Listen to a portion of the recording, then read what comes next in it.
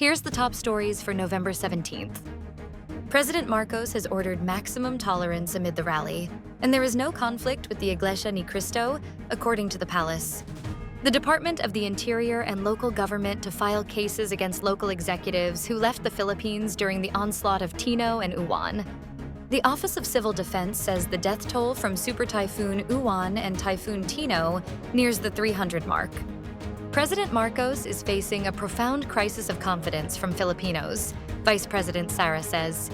The surge of amihan may affect parts of Luzon on November 18th, according to PAGASA. President Marcos is closely monitoring the Iglesia ni Cristo rally and has ordered law enforcement agencies to ensure public safety with maximum tolerance, Malacanang said, Sunday evening, November 16th. Presidential Communications Office Undersecretary Claire Castro said this as members of the Iglesia ni Cristo trooped to Rizal Park in Manila for the first day of their 3-day transparency, accountability, and justice rally amid ongoing investigations into anomalous infrastructure projects.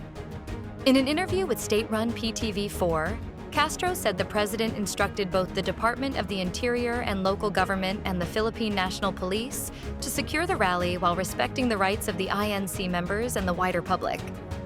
She added that the president remains fully briefed on developments surrounding the protest action.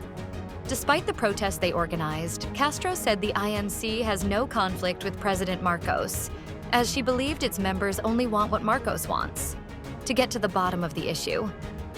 The INC emphasized that its 3-day Rally for Transparency and a Better Democracy aims to demand for immediate and concrete solutions from the national government to curb corruption and not to overthrow the current administration. The Department of the Interior and local government is now finalizing the investigation and processing of pieces of evidence against the local officials who were abroad when typhoons Tino and Uwan hit the country.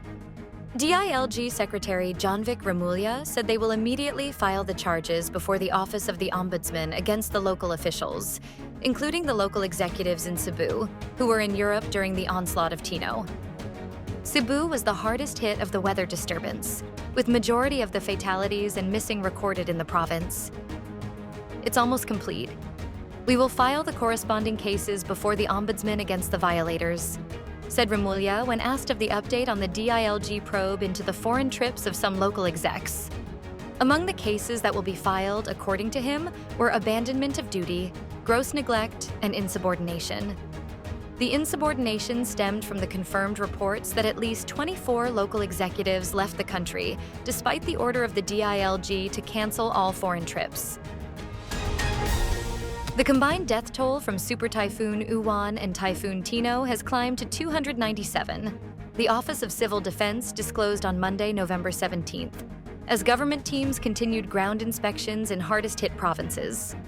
Uwan has claimed 28 lives, left 2 people missing, and injured 52 others across 10 provinces, with the highest fatalities recorded in Ifugao with 10 people dead, Kalinga with 4, and Benguet, Mountain Province, and Nueva Vizcaya with 3 each.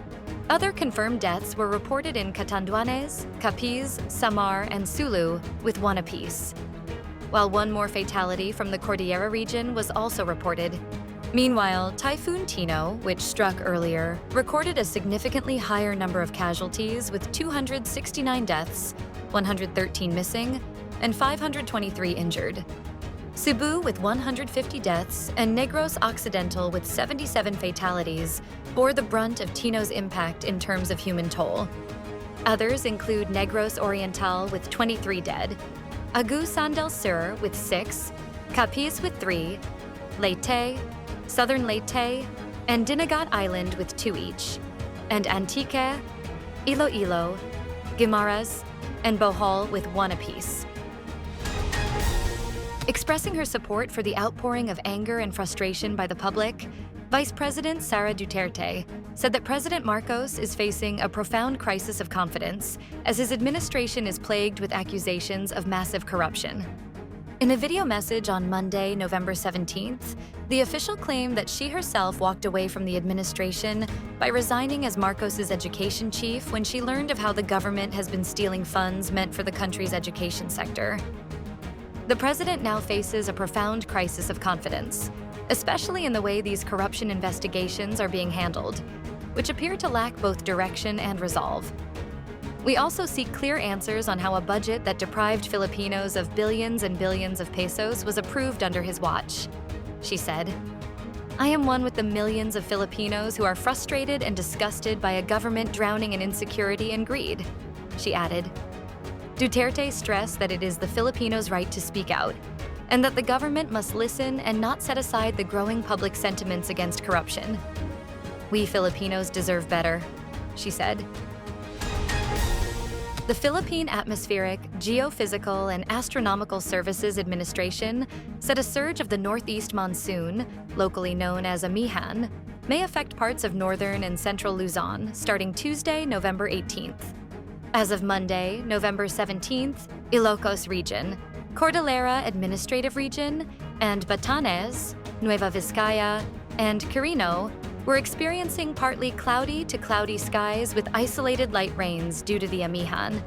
PAGASA weather specialist Daniel James Villamil said the surge is likely to lower air temperatures over much of Luzon in the coming days. From Tuesday to Wednesday, November 18th to 19th, scattered rains and thunderstorms are expected over southern Mindanao and the eastern parts of Luzon and Visayas. From Thursday to Friday, November 20th to 21st, northern Luzon will experience cloudy skies with rains, while Aurora, Quezon, and Bicol region may have cloudy skies with scattered rains and isolated thunderstorms. Stay updated with the latest news. Visit our website at www.mb.com.ph or follow us on social media. Thanks for tuning in to the Manila Bulletin Daily Rundown.